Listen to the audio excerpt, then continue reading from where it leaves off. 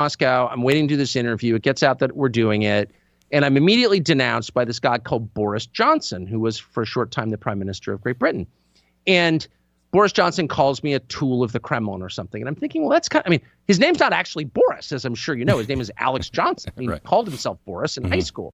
So the guy who calls himself Boris is accusing me? So I was annoyed. So I put in a request for an interview with Boris Johnson, as I have many times, because he's constantly denouncing me as a tool of the Kremlin. He says no. So I'm thinking about saying, I'm getting more annoyed. So I know a lot of people who know Boris Johnson. So I reach out to them. Finally, one of his advisors gets back to me and says, he will talk to you, but it's going to cost you $1 million. He wants $1 million What? in US dollars, gold, or Bitcoin. No, this just happened yesterday or 2 days ago.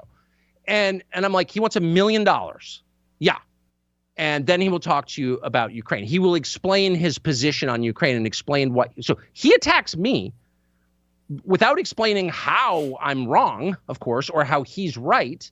This is, by the way, the guy who single-handedly, at the request of the U.S. government, stopped the peace deal in Ukraine a year and a half ago and is, I think, for that reason, responsible for the deaths of hundreds of thousands of people. He won't explain any of that to me in an interview until I pay him $1 million.